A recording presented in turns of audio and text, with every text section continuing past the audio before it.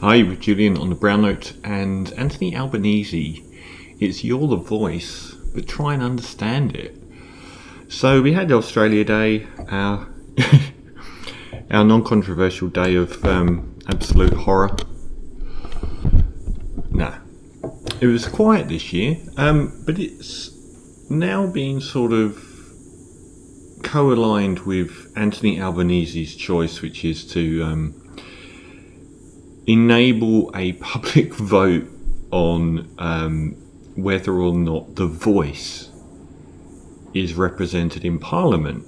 And this is about giving Indigenous Australians a constitutional recognition in our constitution, which is voted for by the public. At the moment, this is suicide. It is. It was not asked for right now.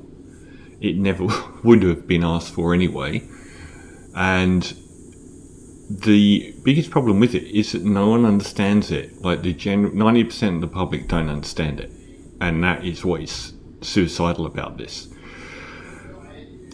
Why have you chosen a moment of you being so successful and having a very strong election victory, completely consigning the populist right to the dustbin? Why are you giving them a free kick like The Voice? I'm not against The Voice, but I am completely against the way that you have presented it, because it could be extremely damaging. Let's not forget something. Anthony Albanese didn't win the last election. He reversed the victory.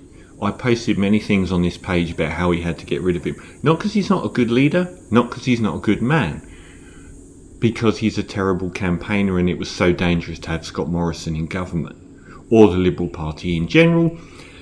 He got into power because the government behaved so badly for nearly 2 years that the public got sick of Scott Morrison. Nothing to do with Anthony Albanese's campaign. He is a terrible campaigner. This should have been solidified in a sentence. If you cannot solidify, you cannot make the public understand what The Voice actually is in one sentence, you have lost. His campaign against Scott Morrison had floundered to defeat before Scott Morrison decided to step up to the plate and completely trash himself for 2 years straight.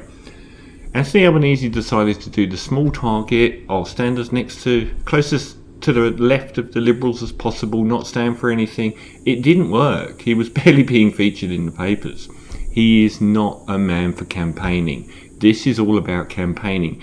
It is very easy for the populist right to campaign because they campaign on a slogan. That's all they need. You cannot introduce nuance and subtlety and complexity to something like The Voice.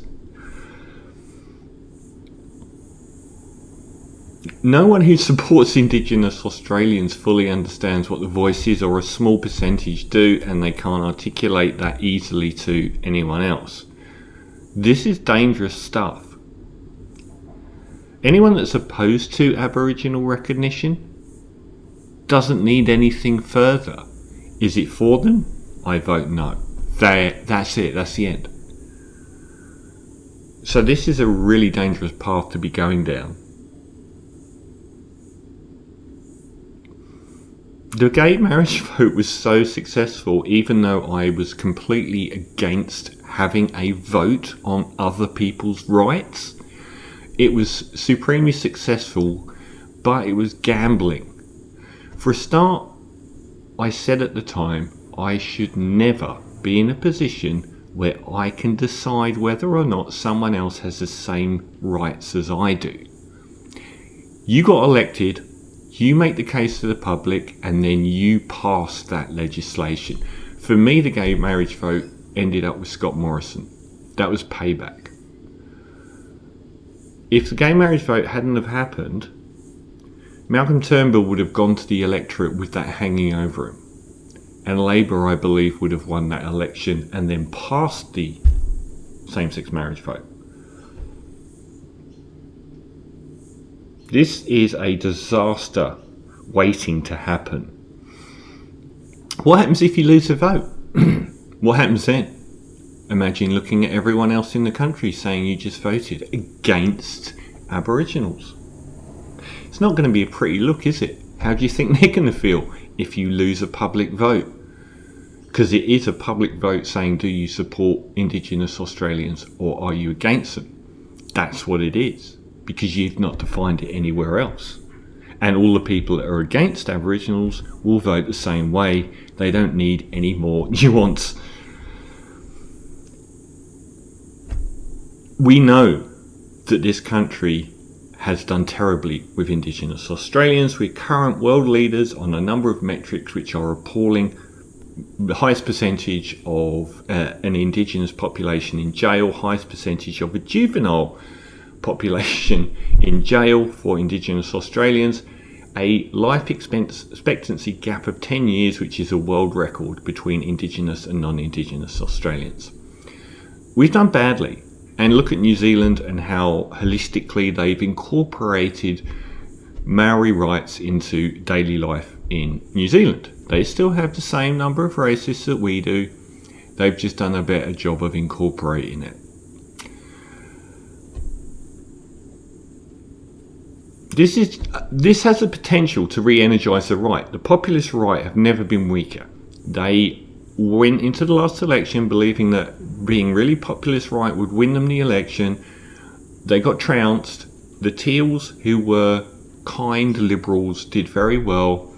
And then outside of the election, Sky News, the Murdoch press, couldn't take ownership of the fact the public rejected them, so they told the right-wing politicians, you just weren't right-wing enough. This is great. Let them keep doing this forever. What you're doing here is giving them a free kick when you least need to give them a free kick. They don't have to do anything here at all. They can sit in the background and they can gradually tap away. Anything bad that happens here, they win. If the vote's close, they probably win. So what are you doing, Anthony? What's the voice? This is quite simple. A voice to Parliament gives the Australian government the opportunity to make policies with Aboriginal and Torres Strait Islanders rather than for them. This is a reversal of a colonial mindset, which is we will look after you, not that you get a say. It's really that simple. But does it need to go to a public vote? You'll be amazed how few people even understand that. It is a difference between John Howard's intervention about 15 years ago, one of the most racist things done by a Western nation, which was to go using a bunch of crappy metrics and data to go into Aboriginal and Torres Strait Islander communities and send in the military because they can't look after themselves. It was awful. It was appalling, but it was also indicative of the mindset that we've had in Australia.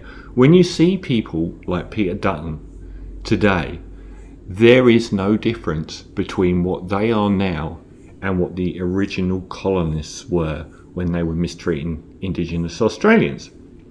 He is just not allowed to get away with it. Howard, Abbott, all of them are the same. They have that colonial mindset.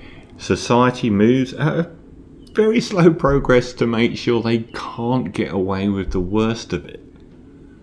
But you're giving them a free kick. I shouldn't be able to choose this kind of moral agenda against my fellow Australian. And we won the same-sex marriage vote. If we hadn't, that would have been pretty bad. This would be worse, much worse, because they are operating from a position of being in opposition and being defeated. And they will regard this as a touchstone event. The Pauline Hansons, the Sky News at night, all of them are going to band together and they don't need to make a case. They can just say that you haven't, and you haven't made a case. And you're still embodying this mindset by banning alcohol in Alice Springs. Right now you're doing this kind of behaviour. This is not acknowledging the actual reality on the ground. This is again saying if You've just got rid of the cashless debit card thing, and now you're banning booze in Alice Springs? Are you for real? Do you not understand how this is the same part of the equation? You acknowledge the reality of the situation. You don't pander to...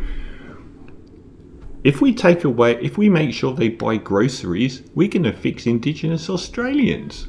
No, you're not. That's not what happens. So the voice is something I support, but I don't support being able to support it. Most of all, I'm terrified that Anthony Albanese cannot make a clear case to the Australian public. We went to the last election with a very clear case. Do you want Scott Morrison to be your Prime Minister? No. Everyone agreed, virtually. This is very different.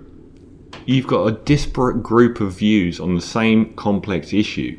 You need to be able to distill the voice to a sentence that everyone can repeat, and stop giving me the opportunity to vote for other people's rights.